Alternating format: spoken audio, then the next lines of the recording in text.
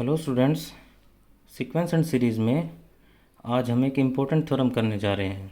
Theorem का नाम है कॉची फर्स्ट थ्योरम। स्टेटमेंट देखो इसकी क्या है। If a sequence a n converges to a and b n is equal to a one plus a two plus a n upon n, then sequence b n is also converges to a. इसकी statement क्या है कि A N अगर कोई sequence है जो ए को converge करती है तो बी एन हम सीक्वेंस बनाएंगे। कैसे बनानी है बी एन? ए एन की ही शुरू की एन टर्म्स लेनी है, उनका सम करना है। A one plus a two plus a n by n, ऐसे करके बी एन सीक्वेंस बनानी है। तो क्या होगा, बी एन वाली सीक्वेंस भी ए को कन्वर्ज कर जाएगी, हमें ये बताना है। तो इसका प्रूफ देखो, हम सी एन मान लेंगे। सी एन कोई सीक्वेंस है जिसकी हर एक टर्म कैसे आई है, ए एन माइनस ए आई है, यानी कि सी वन टर्म आई है ए वन माइनस ए से। ए तो वो नंबर है जहाँ कन्वर्ज करती है ए एन सीक्वेंस।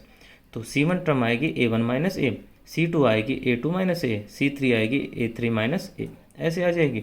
तो हम चेक करेंगे कि सी एन वाली सीक्वेंस किसको कन्वर्ज करती है।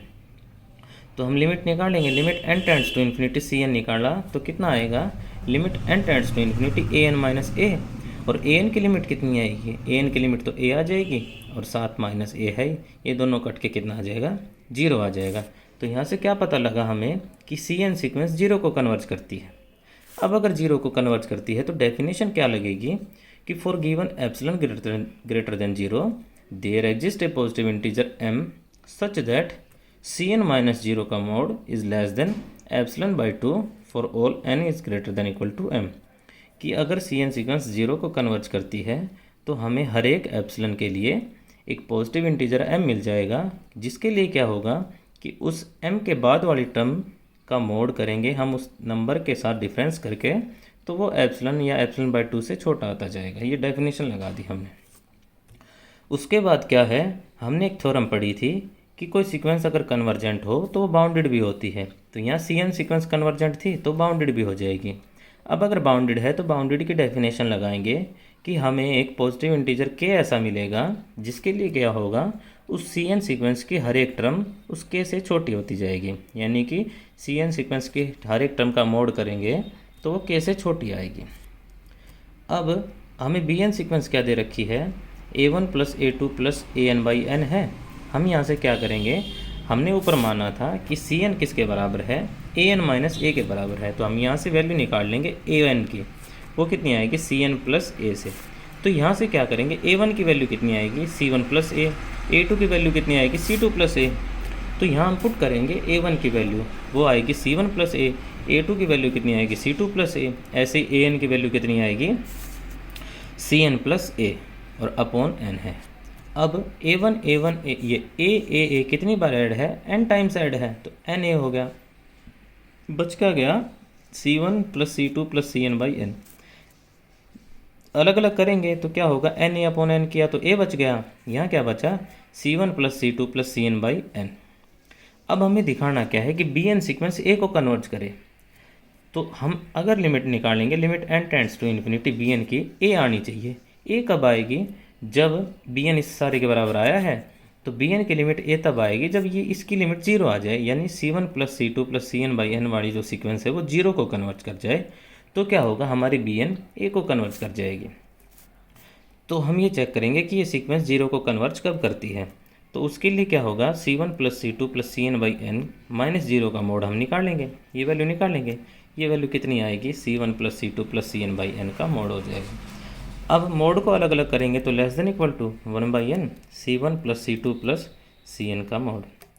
इसमें से हम क्या करेंगे, शुरू की m टर्म्स अलग कर लेंगे। जो सी one plus c two plus c N तक की टर्म्स हैं, n टर्म्स हैं, इनमें बीच में कोई टर्म mth टर्म है, mth टर्म वाली शुरू की तो अलग कर लेंगे और m के बाद वाली अलग कर लेंगे। तो क्या लिखा हमने कि सी one plus c two plus c M का मोड तो अलग है, और साथ इसके साथ अलग ब्रैकेट में क्या है, सी एम प्लस वन का mod plus c m plus two का मोड प्लस सी एन का मोड।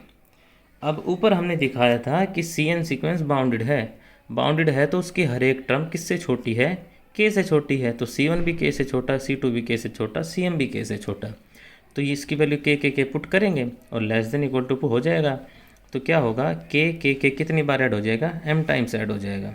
और ये क्या किया हमने, Cm+1 का मोड ε/2 से छोटा किया, Cm+2 का मोड ε/2 से, Cn का मोड ε/2 से छोटा। ऊपर हमने दिखाया था कि Cn वाली सीक्वेंस 0 को कन्वर्ज करती है, तो क्या था कि Cn-0 का मोड ε/2 से छोटा था, यानी mod of Cn is less than ε/2। लेकिन कब, उन n के लिए जो m या m से बड़े हैं, यानी कि m से बड़े जो n हैं उन सब का मोड ε/2 से छोटा है। तो m से बड़े जो n लिए हैं, m+1 लिया है, m+2, उन सब का मोड किससे छोटा था, ε/2 से। तो हमने वो पुट कर दिया और ये टर्म कितनी आएंगी, n-m आएंगे। इन सब को जोड़ेंगे तो ये हो जाएगा km और अपॉन में n है, और इनको जोड़ेंगे तो ε/2 इंटू n-m और अपॉन में n है। तो क्या आया कि C1+C2+Cn/n-0 का मोड ये छोटा आ गया km/n से, plus epsilon into n-m upon 2m। अब हमें दिखाना क्या है कि ये वाली सीक्वेंस 0 को कन्वर्ज करेगी। तो 0 को कन्वर्ज कब करेगी, जब हमें एक पॉजिटिव इंटीजर m मिल जाए कि उसके बाद वाली टर्म्स एप्सिलॉन से छोटी हो जाए। तो यहाँ एप्सिलॉन लाना है, तो क्या होगा, पहले वाली टर्म ε/2 से छोटी हो जाए, दूसरे वाली टर्म ये वाला ये भी ε/2 से छोटा हो जाए, तो इन दोनों का सम एप्सिलॉन से छोटा आ जाएगा। तो उसके लिए हम क्या करेंगे कि पहले वाला km/n ये एप्सिलॉन/2 से छोटा कब होगा, जब इसको हम सोल्व करेंगे तो n की वैल्यू आ जाएगी n इज़ ग्रेटर देन 2km/एप्सिलॉन। और दूसरे वाला epsilon into n-m upon 2n ये एप्सिलॉन/2 से छोटा कब आएगा, जब m की वैल्यू 0 से बड़ी हो। इसको हम सोल्व कर लेंगे तो ये आ जाएगा m इज़ ग्रेटर देन 0। तो हम क्या करेंगे, कैपिटल M एक पॉजिटिव इंटीजर मान लेंगे जो इन दोनों का मैक्सिमम है, एक तो m का और एक 2km/n, यानी जो n की वैल्यू आई थी वो उसका। तो उसके लिए क्या होगा कि C1+C2+Cn/n-0 का मोड ये ε/2 से छोटा होगा, पहले वाली टर्म ये भी ε/2 से छोटा, लेकिन कब, उन m के लिए जो n या n से उन n के लिए जो m या m से बड़े हैं।